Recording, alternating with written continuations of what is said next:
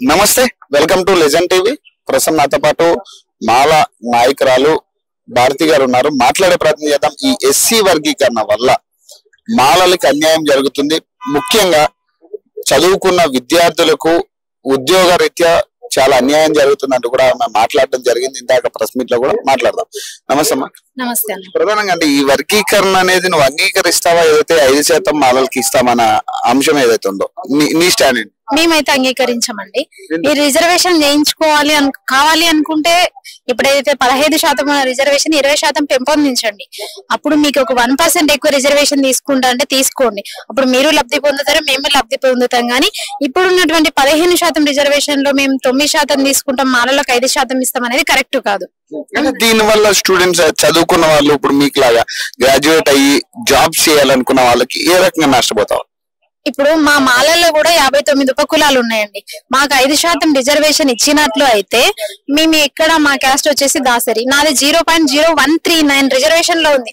అంటే దాదాపు నాకు నేను ఈ జీవితాంతం చదివినా కూడా నాకు జాబ్ రాదు. అలాంటప్పుడు నీ రిజర్వేషన్ ఎందుకు, అసలు నువ్వెందుకు అనేది మా ఇంటెన్షన్. రేవంత్ రెడ్డి అనేది కరెక్ట్ నిర్ణయం తీసుకోవట్లేదు.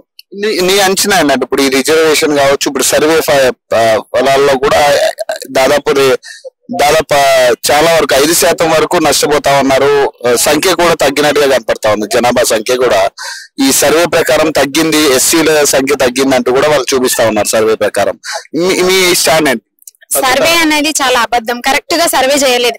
అంతెందుకండి, నేను మా ఊర్లో మాలో అమ్మాయి నేను ఒక్కదన్నా, నాకు ఎంతవరకు వాళ్ళు కాల్ చేయలేదు, నా ఇంటికి సర్వే కూడా రాలేదు. నువ్వు ఎక్కడ కరెక్ట్ సర్వే చేసినావు? సరే, నా గురించి వదిలేసేయండి. ఇంకా మాలని 2,50,000 మందిని తీసేయడం వల్ల నీ లెక్కలు చూపించకపోవడం అనేది కరెక్ట్ కాదు. నీ వర్గీకరణ కోసం నువ్వు ఆమోదించాలని కోసం దానికోసం మా మాలని తొక్కివేసి మాదిగలు ఎక్కువగా ఉన్నారని చూపించుకోవడం కరెక్ట్ కాదండి.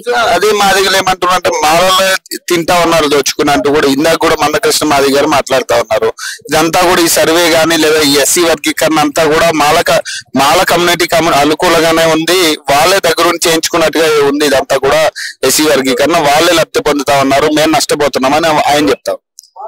అంటే మేమనేది ఏంటంటే మాలలే లబ్ధి పొందుతున్నారంటే మాదిగలు కూడా చదువుకోండి. ఇప్పుడు మేము మాలలు కష్టపడి చదువుతున్నాం, మాకు ఎస్సీ రిజర్వేషన్ లో జాబ్స్ వస్తున్నాయి, మీకు అంత ధీటుగా ఉండి చదివి బాగుపడండి, మేము వద్దంటలేం కదా. సో దానికోసం ఏమంటున్నాం మేమంటే ఇప్పుడు ఏదైతే 15% రిజర్వేషన్ ఉందో దానికి 20% పెంపొందిస్తే అందరూ లబ్ధి పొందుతారండి. అంటే ఇప్పుడు కాంగ్రెస్ పార్టీలో కూడా చాలా మంది మాల నాయకులు ఉన్నారు, మాల డెవలప్ అయిన వాళ్ళు చాలా మంది ఉన్నారు. మరి వాళ్ళు ఎందుకు ఆ రోజు అసెంబ్లీలో కనీసం దీని గురించి పాయింట్ రేజ్ కూడా చేయలేదు? వాళ్ళు ఎందుకు రేజ్ చేయరంటే వాళ్ళు ఉన్నటువంటి పదవి వాళ్ళకి పోతుందన్న భయం ఎక్కువైతుంది. ఇంకోటి బట్టి విక్రమార్క గాని మల్లు రవి గాని వాళ్ళు కూడా మాల వాళ్ళే. వాళ్ళు ఎందుకు వాయిస్ రేజ్ చేయడం లేదంటే వాళ్ళకు ఉన్నటువంటి పదవి గాని వాళ్ళ హోదా గాని వాళ్ళ డబ్బులు మొత్తం మళ్ళీ బయట పడితే వాళ్ళకి ఎక్కడ జీవితం లేదనుకుంటున్నారు కాబట్టి వాళ్ళు ఏమనలేకపోతున్నారండి. ఇది రాజకీయంగా వాడుకుంటున్నారు అనుకోవచ్చా? ఎస్సీ వర్గీకరణ అంశాన్ని కొంచెం ఏమంటారు దాన్ని ఈజీగా తీసుకుని దీన్ని మాలలకి మాదిగలకి కొంచెం గొడవ పెట్టి దీన్ని రాజకీయం చేద్దామనే కోణం కూడా ఉండొచ్చు. అంటే కాంగ్రెస్ కావచ్చు, బీజేపీ 100% ఇది మాలా మాదిగలకి గొడవలు పెట్టి బీజేపీ ప్రభుత్వం ఏదైతే ప్రధానమంత్రి మోడీ గారు ఉన్నారో వాళ్ళే చేస్తున్నటువంటి డ్రామా అండి. ఇన్ని రోజులు లేనటువంటి వర్గీకరణ ఇప్పుడు ఎందుకు వస్తుంది అనేది మా క్వశ్చన్. ఫైనల్ గా ఏం అడగాలనుకుంటున్నారు మీరు? ఫైనల్ గా ఏంటి అంటే రిజర్వేషన్ మీరు చేయాలనుకుంటే 15 నుంచి 20% రిజర్వేషన్ చేయించి మీరు వర్గీకరణ చేయించుకుంటే మేము లబ్ధి పొందుతాం, మీరు లబ్ధి పొందుతామని మేము ఫైనల్ గా అనుకుంటున్నాం. ఇంకోటి ఏంటంటే ఈ వర్గీకరణ చేయాలనుకుంటే అందరికీ సమన్వయంగా చేయండి, లేదంటే ఈ వర్గీకరణ రద్దు చేయాలని మేము అనుకుంటున్నాం.